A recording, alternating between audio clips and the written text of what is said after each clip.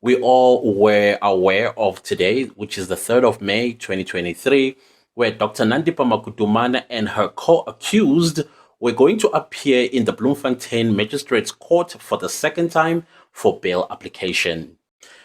So, what seemed to be a little bit of a scuffle between the state and the defense attorneys. By the way, Dr. Nandipha Magudumana seemed to have changed her legal team. There are new people on the block, and they seem to be fire as far as I can tell, because these guys are heavyweights in the legal fraternity here in South Africa. If you want to know black excellence, that's exactly what Dr. Nandipha Magudumana got herself. But I think as well, the other G4 security accused, they also got some really good lawyers on their side, which is going to be quite interesting. And today, they did have a victory when they managed to get the judge to rule in their favor to postpone the bail application to the 11th and the 12th of May 2023, so that they would have gathered enough information regarding bail application. Again, I still don't think that Dr. Nandipha Magudumana or any of her co-accused are going to be granted bail anyway, because Dr. Magudumana has already proven to everybody that she is a flight risk. And if you are a flight risk in this country, you will not get bail. Maybe they might argue a different angle, we don't know, but I just don't see it happening. So the reason why the court granted the postponement to the 11th and 12th is because it was in the best interest of justice that the bail hearing be held on those 2 days. And therefore, Dr. Magudumana and her co-accused were remanded in custody until the 11th and 12th of May 2023, when they come back again to hear whether they are going to be granted bail or not. Now, there was something that was quite interesting for me that I noticed about Dr. Magudumana. Okay, the first one that I noticed is the fact that she came into court without a mask. She was not concealing any of her identity. She is Dr. Nandipha Magudumana as we know her by now. And she looked something like, I have never seen a person who is awaiting trial or awaiting for the bail application or bail for that matter to be granted looking like she did. If you look closer, okay, some of us who do like skincare routines, one thing I am telling you that when we do our skin routines, especially if we're going to do like peel off mask or some sort of mask, our skin look a little bit different the first day, almost like shriveled, showing that the pores were being opened and the skin was being rejuvenated and all that sort of stuff. Now, you tell me what sort of a person that was awaiting her day in court today looking like $1 million. She had her hair did, all nice and tied up in a bun, which I'm going to get into that as to why she looked the way she did. And I took some pictures on the laptop while I was watching her appearance in court. And I would like to go through each and every one of her theatrics, because that's exactly what it was. It was theatrics of everything that she was doing in court. The first one, not coming wearing a mask. The second one, why her hair needed to be tied the way it needed to be done, and why her face needed to have minimal makeup. The only thing that you could tell that she had some kind of work on is her eyebrows. They were nicely panned out. And her skin, of course, went through some kind of a facial routine or some kind of spa that happened. But the question is, who did it? Who did it for her? Because those are the privileges that you lose when you are in custody of any kind in this country. Until, okay, fine, the principle of innocent until proven guilty, that is when you are like that, when that principle applies when you are, I think you have been granted bail and now you are working on your defense. But still, I guess, as long as the trial has not sat, so you are still innocent until proven guilty, but you are still in custody though. Where are you getting all this face beat from? Because I can tell you right now, a woman that appeared on the same day as her who was arrested on Friday and came to apply for bail in the same magistrate's court, she did not look like Dr. Nandipha Magudumana, that's for sure. She looked exactly like how she's supposed to look, like a person who is beat down, defeated, and probably afraid of her freedom being taken away. Not Dr. Nandipha Magudumana. She was slaying, as they say. Oh my goodness, that's so silly. So yeah, that's the first thing. Now, if you look at her closely, if you have not, her face is done. I think she had a peel-off mask or some kind of chemical peel that happened on her, and her hair was the well did. And the reason why she looked the way she looked, like I said earlier on, it was theatrics. The theatrics comes from the fact that when she appeared in court the second time, remember, she was asked to remove her mask and she revealed her face, and the country or some of our fellow countrymen, where they went gaga. They went, "Oh my gosh, she's so beautiful." And I also heard the very same comments today about how gorgeous she was. So good one on that one, because her public image cleaning has begun and it looks like it's working. Whoever is her PR or publicist, they are doing a great job in selling her as an innocent victim. You see her hair being tied the way it is? It's a symbol of innocence. If she was a white girl, she would have been given, those little side ponies, looking like a little innocent girl, and she would have been wearing something like a not a Chanel, but that type of Chanel type of look, to show once again that she is a educated woman, a woman that was in business, a woman that will never commit a crime, and therefore the country needs to believe that she is innocent and play on her corner.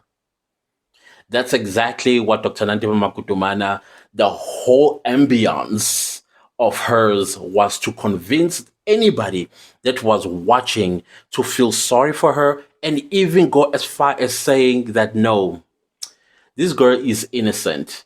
And look at her facial expressions. I took some pictures, as I said, and they're going to be rolling out in this video, where her head will be tinted. And this time around, she was looking directly into the camera. She was not looking, I don't remember her looking down more. I think maybe she did it 3 or 4 times looking down. But when the only time when she was looking down was either she saw something in her perfectly manicured nails that probably she did not like.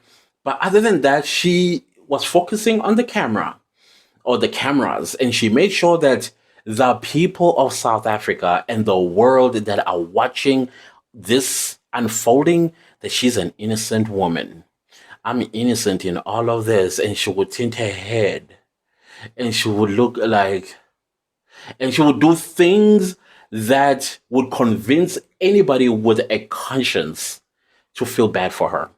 And that's exactly what she was playing. And I think the plan is working. Okay, she was wearing her Nike sweater. What do you call that? The trainer. I don't know what's the symbol of her wearing a sporty looking type. Maybe it's the whole image about how active she is, and she would never commit crimes of the nature that she's being accused of.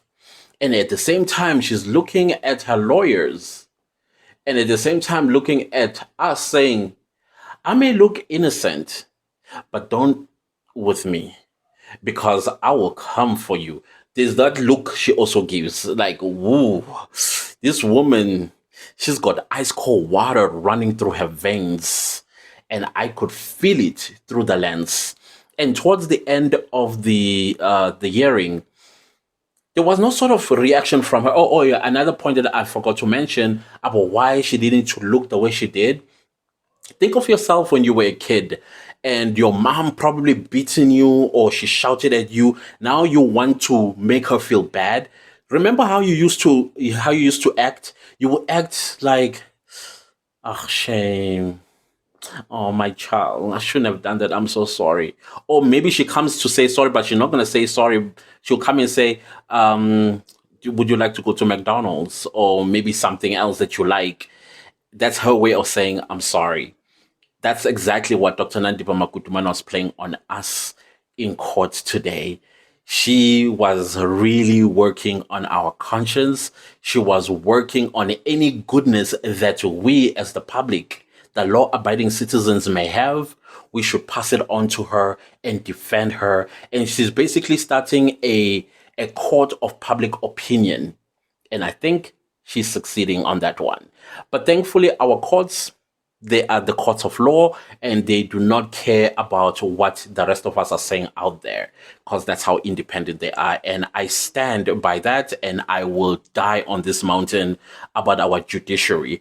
I know people kind of tend to confuse the judiciary and the criminal justice system. They are two different. Even though they are working together, they are different. One is judges. Judges in South Africa are scrutinized, very scrutinized. You may think you corrupted one judge, but you need to corrupt every judge that is going to come across your case.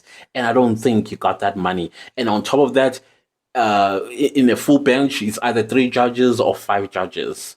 So how do you buy all of them? And amongst the 3 or 5, one is definitely going to report you. Think of Judge Hlophe. Remember Judge Hlophe in that elevator on the Constitutional Court judges, and that got him into trouble? Yeah. Some judges are incorruptible. As a matter of fact, South African judges are incorruptible. Period. The criminal justice system, from the police, from the investigators, forensics, you name them, prosecutors, yeah, there you can say there's corruption there, because not so long ago, I think about 3 days ago, a prosecutor in Limpopo was convicted of taking a bribe of 1,500 Rand to make a case disappear. And she's going to be spending time in prison for the next 5 years. So you see the criminal justice system?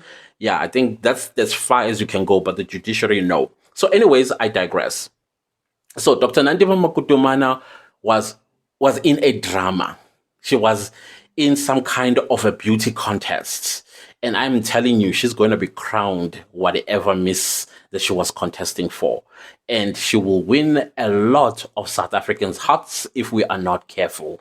Because I keep hearing every time people see her face, particularly today, the comment about her beauty, how beautiful she is.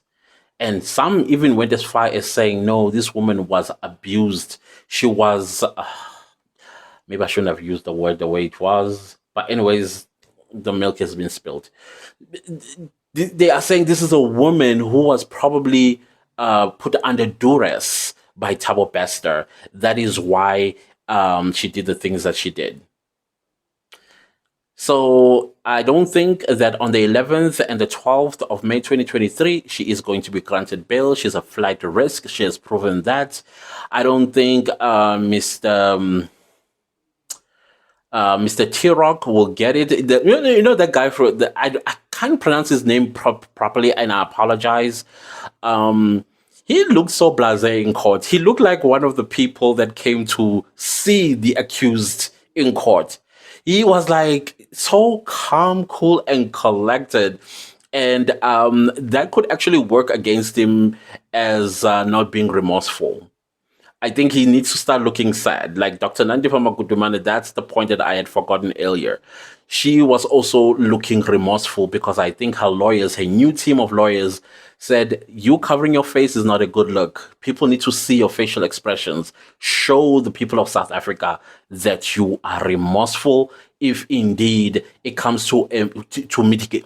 When it comes to mitigation of sentence, that part of remorse must come out and to be said that she was remorseful, she looked remorseful, and she's sorry about the crimes that she may have committed. That is, if the verdict is guilty. So now they need to mitigate her sentence. Well, we'll see, because I think this is just the beginning, and we are going to be seeing more and more theatrics coming from Dr. Nandipha Magudumana, and I don't think she's telling her co-accused to do the same as she's doing, because every man for themselves at this point in time. So the other trending story today is of Simz Ngema. Simz Ngema, girl, what did you do? Number one, you tell people to make Gabi. The next, you send out a statement which reads, by the way, I think the headline is allegations involving Thabo Bester. let me please just indulge me a little bit because there's some questions that I have. Questions that I have for Miss Simz Ngema. So basically, I'm just going to read a part of it, not the whole thing. So basically, she's just explaining about why she went to visit Thabo Bester in prison, which is very interesting as far as I'm concerned. But anyways, part of her statement says Thabo Bester was working in the entertainment industry and he introduced himself as TK Mutsipe.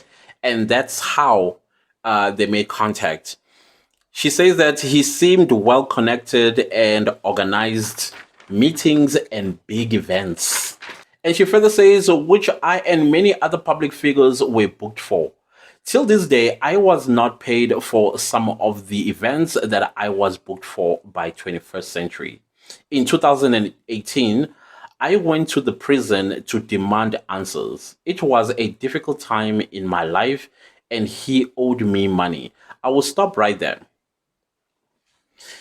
First things first, Simpiwe Ngema, I do believe you. I believe that indeed you were approached by 21st Century Media or whatever they call themselves to do some events. And I do believe that you were told that the owner of the company lives somewhere in New York, London, or wherever, and he was not reachable. And I do believe that you were not paid what's due to you. And I do believe that at some point, because you were not being paid for months on end, you got frustrated because you needed money, as I think you lost someone you loved during that time, and probably you needed money to survive or to pay off some debts after the funeral. I do believe that you may have started to basically nag this company 21st Century to pay up until maybe one of the managers, either the CEO, the chairman, whoever, other than Dr. Nandipha Magudumana, because I don't think Dr. Nandipha Magudumana told you exactly who the owner of 21st Century, but one of the people that know or knew that 21st Century belonged to Thabo Bester. And as a result of that, they gave you the address of where Thabo Bester lived. And you drove there from Johannesburg to go demand answers, as you said. Now the question is, I looked at your story and like I said, I believed it, but where I lose you, Simpiwe, is where you find out that actually the owner of 21st Century is the Thabo Bester, the Facebook artist, murderer, and froster. Why didn't it come to your mind to say, wait a minute, how is it possible that I was working for someone who is in prison, not just any prison, by the way, maximum prison, and this person is owing me money? Instead of driving to a police station to report that, you believe or you are under the impression that you were working for someone who is already in prison and they are owning a particular company that had hired you for particular events. Why go to the prisoner? What did you think a prisoner was going to tell you? Mind you, this is a froster, because clearly whoever told you would have told you of his crimes, because you would have asked, what is he there for? But the bravado of you driving all the way to Mangaung and going into that prison and then seeing Thabo Bester is not a good look, because people are having questions. So for you to turn around and chastise people by basically offending them by saying "Bakjwayela gabi," that is actually not a very, very good look for you, because this is going to generate a lot of questions, a lot of frustration for you, just like it did after you released that statement on your Instagram. You went and disabled the comment section. Not only did you disable the comment section, you also withdrew or you pulled out the statement. Meaning that why did you do it to begin with? If the police were talking to you, which I believe the police were talking to the investigators, there is this term in law called sub judice. This is where you remain silent. Irrespective of what you hear out there in the media, you say nothing because you are being implicated in something as big as a prisoner of Thabo Bester's nature that now is associated with your name. Leave everything to your lawyers. Do not approach the public. Do not explain yourself to the public. You leave it to the law to determine whether you were there for whatever reasons that we don't know. Let the law exonerate you, not the court of public opinion, because right now the court of public opinion is on top of you and they are demanding answers. So you opened yourself a can of worms. So to say Bakjoela Gabi, that is not a good thing to say when you should have just kept quiet. And your statement, I can tell you right now, has risen a lot of questions. My biggest question right now, who was that person that told you where Thabo Bester is? Who is that person? Because I don't believe it's Dr. Nandipha Magudumana, because she will not tell you that.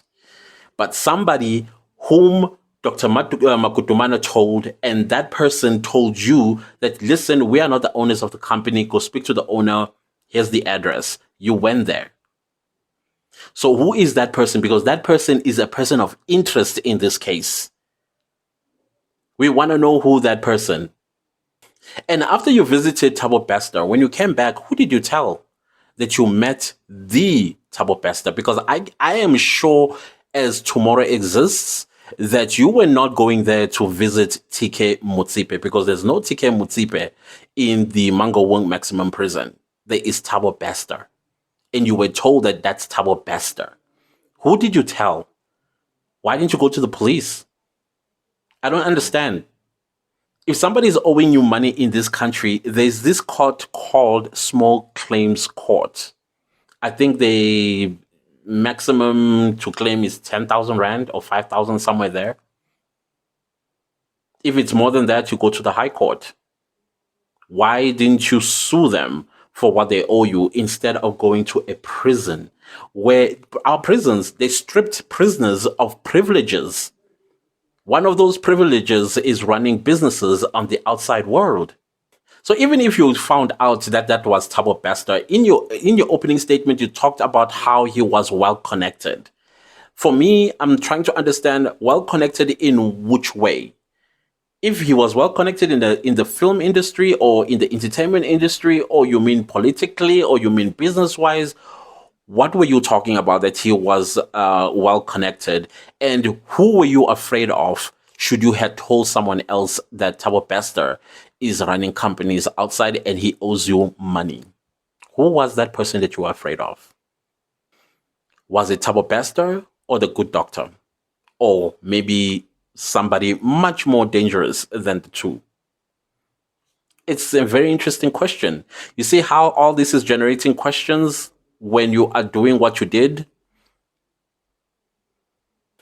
And finally, in my little rant about Thabo Bester, it is the big fish. Until a big fish is caught, because there's no way that the G4 securities did not get an order from somewhere. Somebody with power gave them the order to let Thabo Bester escape from Mangaung maximum prison. Who are those people? Why are they not arrested? Why are we seeing small fish being the one that are thrown under the bus? Up until a big fish has been caught, I will probably take this matter quite seriously. Up until then, all what I am seeing is a circus. This is just a circus that's going on. And the conductor of this entire circus is Dr. Nandipha Magudumana. We appreciate the fact that they are heavily guarded with rifles and all of that stuff. But without the big fish being in the dock along with them, this case means nothing. This case means nothing. Dr. Magudumana got herself some serious heavyweight lawyers. I know them. Heavy. So chances are they may use some tactics that I did speak about in my previous videos. But let's see how it all goes.